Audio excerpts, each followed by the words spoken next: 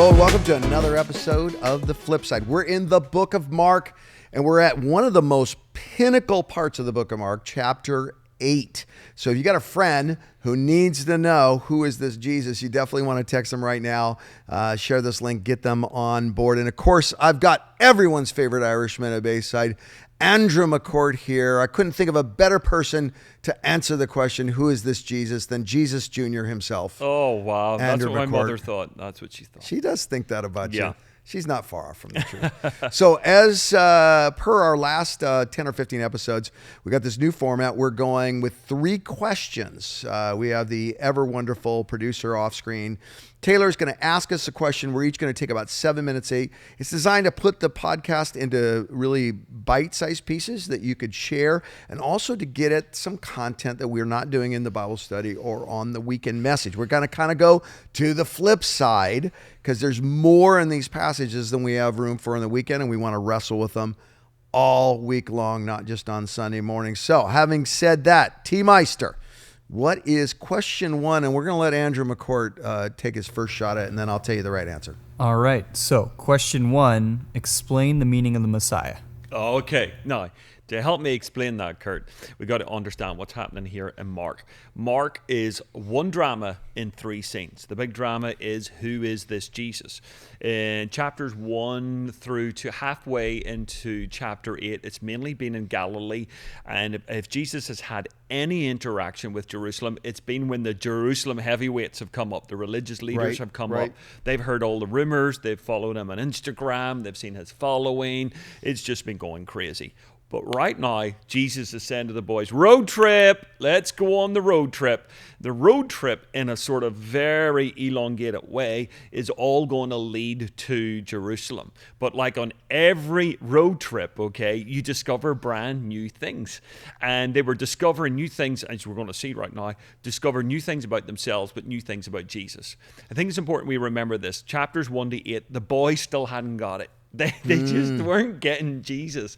I mean, they really liked him, and I thought, my goodness, we were born in the same time as Elijah or something like that, but they weren't fully getting him.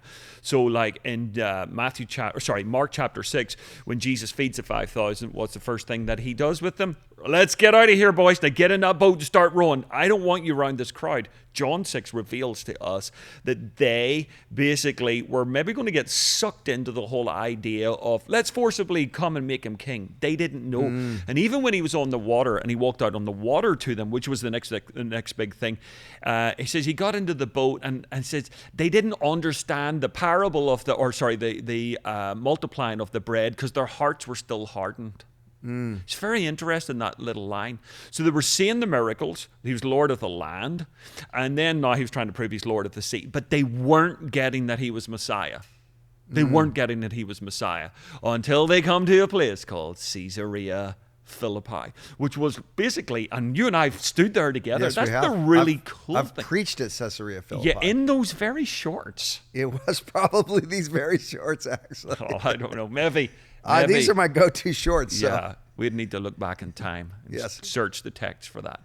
But we go to Caesarea Philippi, which was like, your mother didn't want you going to Caesarea Philippi. No, she did not. Oh, don't marry a girl from Caesarea Philippi. Don't even talk to them. Yes. They're from the They'll other side probably of be half Dublin. goat. The other side of Dublin.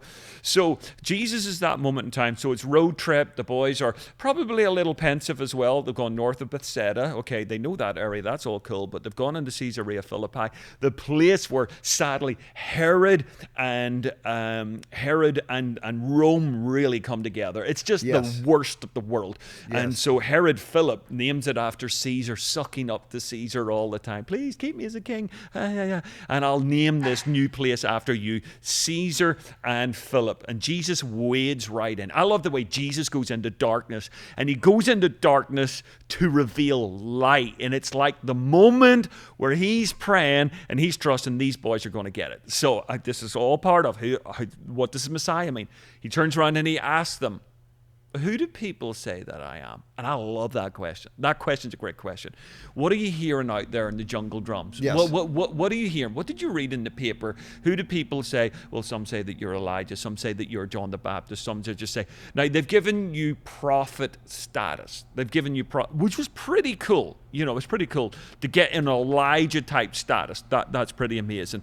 And then he asked the really crucial question, who do you say that I am? That is just so. That's just not. I'm a part of echo chamber. I'm just repeating what everyone else says. Retweet. I want you to voice up right now. Don't echo what everyone else is saying. I want you to voice up. Who do you say that I am? And then Peter turns around and he says, "Okay, this is just amazing." When Peter answered, "You are the Messiah." Now we know from this. This is halfway in Mark's gospel, Mark 8, 16 chapters, just about halfway through Matthew 28 chapters, 16 Caesarea Philippi. We get the same thing, synoptic gospels across the board. It is, Jesus turns around and says to him, this amazing moment when he says, you are the Messiah. He says, flesh and blood has not revealed that to you. This has been a spiritual revelation. So I'm still talking. I'm talking a lot, okay? Messiah. We're going to find out, Peter did say it, he had part revelation at that moment in time. Yes. Because then he goes and undoes the whole thing later on. Yes. But he goes, you are. Now, Messiah just crossed the board in a general term in the Greek is just anointed one. Anointed one. Chosen one. Yeah, chosen, anointed one. And there was lots of anointed ones in the past. The priest was anointed, the prophet was anointed, the king was anointed, the three anointed roles, okay? But this was something quite different. It was quite different. It goes to another level. This was basically when they said Messiah was the hope of Israel. And at this point you're thinking it is the eureka moment to die. He's got it. But what we're going to find is, and an answer to the question is, there was the Messiah that Peter thought, and there was the Messiah that Jesus was going to reveal to them. And this is the game-changing moment. And the whole, goodness, 3 parts of Mark is, it is, who really is this Jesus? Then on the way to Jerusalem, there's the journey to Jerusalem. It is sort of like, what type of Messiah is he going to be? And then the 3rd part of Mark, halfway through from 10 to the end is, oh my goodness, he's the suffering servant. Yes. He's the suffering servant. There you go. Here's my answer. Okay? Along the same lines is a great summary of all of Mark. My answer is Peter has the question right. He is the Messiah, the chosen one, the deliverer, the Savior. Peter's wrong on scope. So Peter's right technically, but he has not expanded the scope. And as you say, the 2nd and 3rd parts will expand the scope. And here's what's particularly anointed about what Peter says and God revealed. He says the right answer in the right place, not knowing he's in the right place. Why does Jesus go to Caesarea Philippi? We covered this on the weekend. It's pan worship there. It's Herod. It's because Jesus is saying, I'm not the Messiah of the Jews. It's powerful, isn't it? I'm the Messiah of the world. Yeah. I'm the Messiah over everyone who believes in Pan and everyone who's got money grubbing ambition like Herod and every violent Roman occupier. I'm the Messiah over all of them. So here's my best explanation. David was Peter's ideal. He has the epiphany. You're not just a political figure, you're the king. Yeah. It's the scope of his kingship that he's got wrong. Yeah. So if you think about this is a little backstory to think about this is Israel was not a mighty nation. God's chosen people. It was not a mighty nation for many, many, many, many years, and then they were brought low by sin. Israel is a dysfunctional mess. Its entire history, except for about 15 or 20 years. Out of Saul, the first king, give us a king, give us a king. You don't need a king. God's your king. Give us a king, give us a king. Okay, I'll give you Saul. Saul, jealous, dysfunctional, perfect picture, clinic of bad leadership.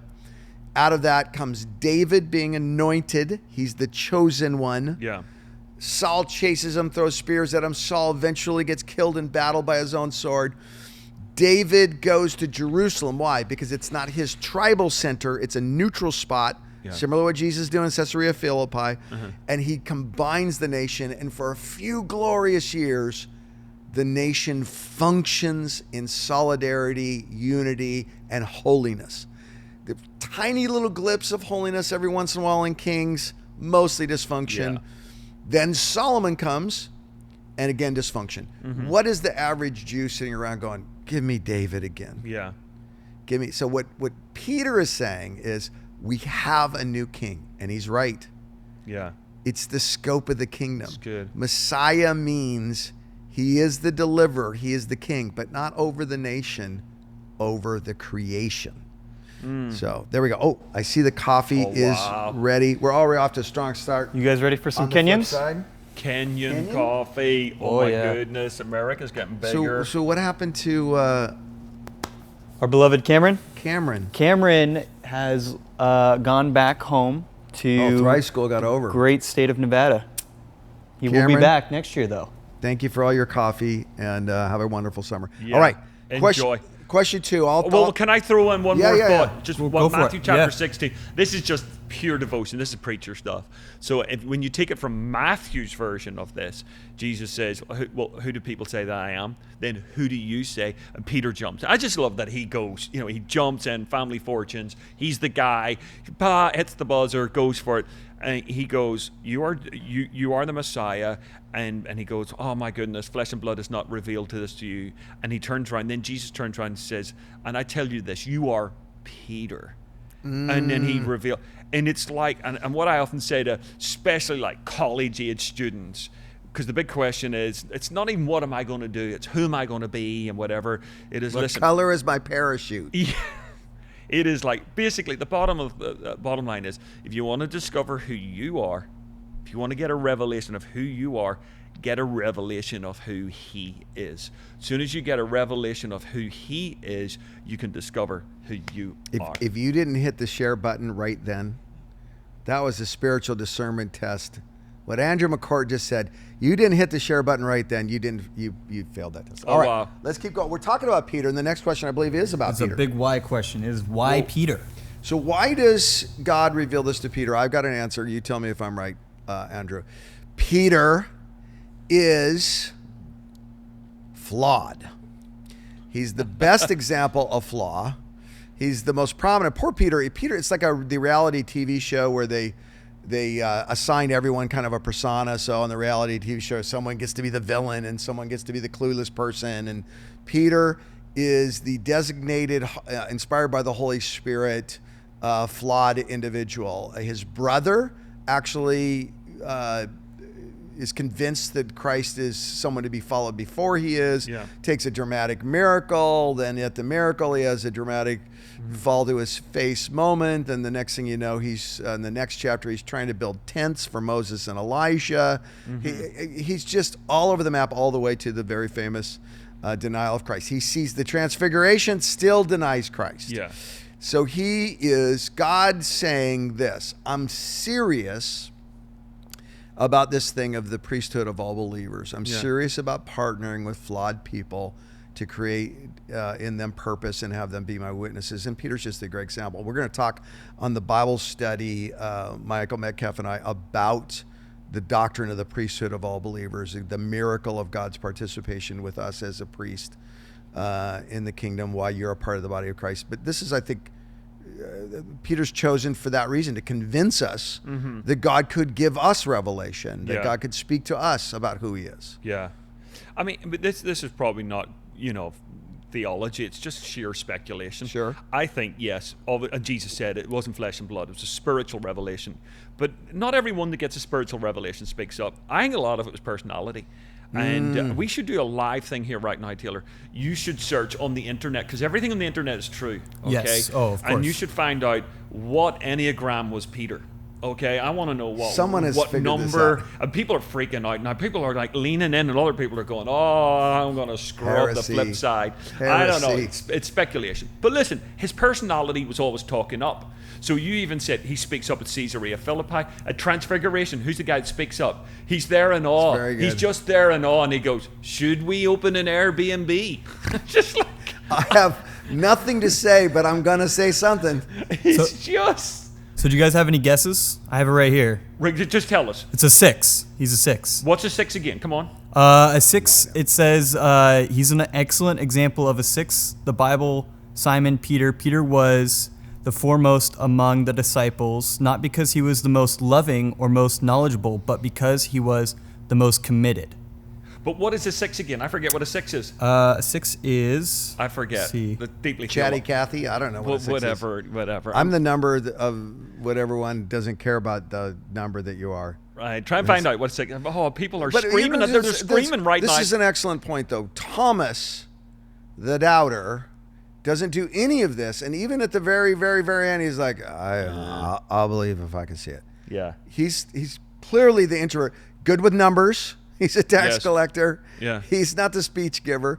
I think you're onto something there. Yeah, I do. I mean, he spoke up at the Mount of Transfiguration. He spoke up here. He spoke up, at Last Supper. Last Supper. I'll never let you down. Yeah. He's always putting his foot in, always going, leading with the mouth. And heart, I mean, I think he has genuine heart in that way. And I mean, we all can relate to him in some way. But I think as well, he was a deeply spiritual guy. This is a spiritual revelation. And don't forget as well that with the household of Cornelius, it was Peter that got the revelation when he was up on the roof and he fell asleep when he saw the vision. And the reason we're in church today is because Peter went to the Gentiles and he ate their food. And he spoke up. And he spoke up. So I just think, you know what, the guy, he made a few mistakes in his life, but he had a personality. What's the 6 again? So the 6 is the loyalist. They're committed, secure, hardworking, relatable, responsible, excellent. Yeah, I disagree. Peter was a disaster. In the words of Mark Clark. It also in the words says... of Mark Clark, you're a moron and a disaster. Okay. But he was a loyalist. I like that. He was loyal. Okay, I He agree with tried that. to be loyal. What's interesting to me about this is, does Jesus prefer introverts over extroverts? You have Peter, who obviously gets so much limelight, and then you have John, Oh, yeah. who strikes me as the ultimate introvert, and his nickname is the disciple whom Jesus loved. Oh, giving Just come himself and cuddle that. with me. Whatever. And, He had his head on his chest. and then to your argument too about Peter, what's the first gospel written down? It's Mark, which is Mark is the disciple of Peter. Yeah. So Peter's the first guy going, you know what? Everyone needs to know my account of this. Yeah. It's good stuff. That's very interesting. All right. All right. Peter, Andrew says because he was a blabbermouth, and I say because it was God convincing us that all of us mess ups can actually get a revelation.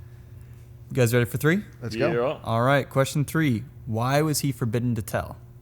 So they say to the guys, do not say that I'm the Messiah. What do you think, Andrew? Because they still didn't understand what Messiah was. Because you got to remember, in the next few verses, okay, this is the journey to Jerusalem. Yes. Which is the downhill towards the cross. So you're getting that I'm Messiah. It's what you said earlier on. But you don't understand the scope of who the Messiah is and how far it reaches, and actually the path that I need to take. Okay, so I think that in many ways they just didn't understand who he was. So he said, I don't want you being my spokesperson when you don't really know me. You're only part way into the revelation. And then it's across these next 2.5 chapters, there's like 3 bombs that Jesus drops on them that they hadn't heard before. He said, I will be handed over to the authorities and I will be killed. And he tells Peter that straight after. And he said, so you need to understand, now that you've heard Messiah, now that you've got that, let me explain what Messiah is. Messiah is going to die. Messiah, and that's when Peter speaks up. And he goes, I will never let that happen. And then Jesus says, get thee behind me, Satan. It's just a moment. How you can be so spiritual in one moment and then be called Satan in the next.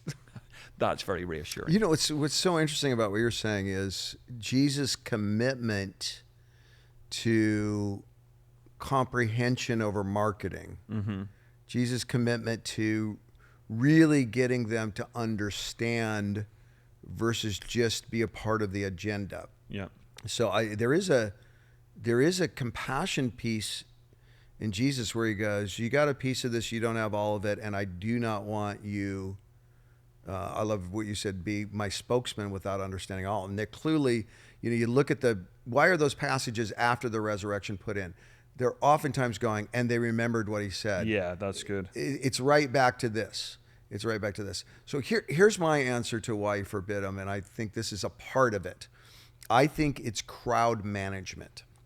And why crowd management is important, why he gets on a boat and pushes offshore, why he gets mad at the crowd for following him after the feeding of the 5,000, why he forbids them people to tell people about miracles, is because the desperation for a political solution for their occupation. So again, back to the long history of dysfunction in the Jewish nation. Dispersed, killed, occupied. Dispersed, killed, occupied. Kingless, leaderless. We do get a king. They're corrupt. We have civil war. We have 2 kings now. All of this creates a, please send us David. We will follow any David that you send to us. We'll give him a try. I think Jesus is very concerned that the crowd will get out of hand. The crowd will get injured. The crowd will prevent them from doing what the Father's told them to do.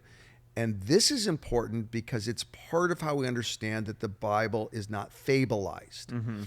If you're writing the fable of Jesus, you don't have to manage crowds and fatigue. Do you ever notice when you're watching a movie and they go through multiple battles and no one eats or sleeps? Like, when did they have dinner? They fought the orcs, then they fought the super orcs, and then they fought the witches of Eastwick orcs, and no one slept or went to the bathroom or ate anything during that whole time. All the action happened. That's a fable. In real life, you have to sleep and eat and withdraw to lonely places and make it from point A to point B. And I think it's just a little pragmatic part of the story that is there because it actually happened because their crowd management was a real thing. And the other little thing on this is just how many people are seeking a crowd nowadays that they pretend to crowd manage. They get false followers on Instagram. And Jesus is so uninterested in creating a crowd and actively disperses the crowd. And yet what he had was so irresistible, the crowd was always a problem. Wow. Always there. It's very instructive to us. So. I was reading in my own just readings yesterday, John chapter 12, and it touches on this. Why did he not want them to tell what they think he is? And so it's like he's in Jerusalem. John chapter 12, he's in Jerusalem. It's coming up to the Feast of Passover. I mean, it is like we're almost in the end zone. And it says that a bunch of Greeks turned up. They're obviously there for the Passover. They're very loyal. They've been, the wider diaspora, but they've traveled to Jerusalem for this. And they've got like all their passes. They've done Disneyland, Universal Studios, SeaWorld, and now they want the Jesus ticket. So they approach Philip. They approach Philip and go, you know that guy, don't you? You can get us in through the backstage pass. We want to see this Jesus. Because they're thinking, happy meal, cousin's going to get his lame leg healed, and we're going to be able to tell everyone selfie with Jesus. This is what they're thinking. And so eventually they got ringside seat with Jesus. They're here to see you, Jesus. Do something. And he goes, unless a seed falls to the ground and dies, it remains a single seed. It's a bit... That's worse than It's a Small World. It's a little bit like anticlimactic at that moment in time. Like, unless it whatever. And then he turns around, and I think that's the point where he goes, Father, my soul is a little troubled now, but Father, glorify your name. And then the voice from heaven booms and goes, I've glorified it and I will glorify it again. And they all freak out and go, whoa, did you hear that? And he goes, that was for your benefit, not mine. He's the most, sometimes God has to do loud voice, but that's only for you. I hear him all the time. And it's just, but that little answer of like, let a grain of wheat fall to the ground, and unless a grain of wheat falls to the ground and dies, it remains a single seed. Again, it is just this messianic insight into who Christ really is.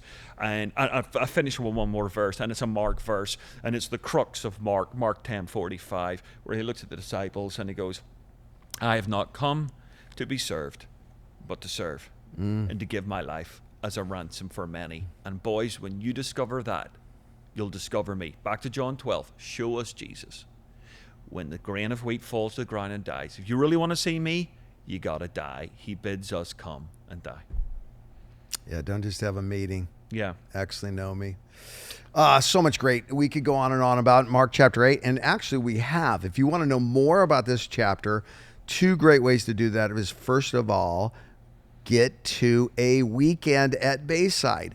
We're going through Mark. We're going to do it all summer long, right up to August. You're going to get so much out of the book of Mark. In fact, you look for that Mark chapter 8 sermon posted at BaysideOnline.com or on the YouTube channel. You're going to hear a lot more great content. Also, Wednesday night for the Bible study, we take the passages not covered on the weekend. Yeah. We just talked only about the weekend here, and we actually go into those. There's a lot more in chapter 8. Michael Metcalf and I explore all of that in the Bible study. You're going to get Dina and what's your name again, brother? Andrew, on Mark chapter 9, which is equally as pivotal in the question of who is Jesus, when Jesus goes down in the valley and heals a boy with epilepsy. So definitely check all of those out. I want to really encourage you to do one thing for us, especially all you fans of the FlipSide and everything we're doing digitally at Bayside.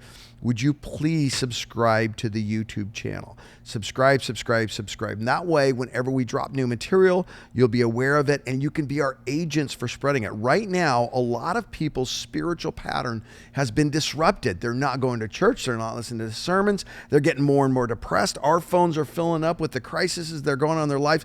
COVID disrupted us out of church. We got to disrupt people back into great spiritual patterns. Please help us do that by subscribing and sharing and liking, subscribing and sharing and liking. And thank you so much for doing that.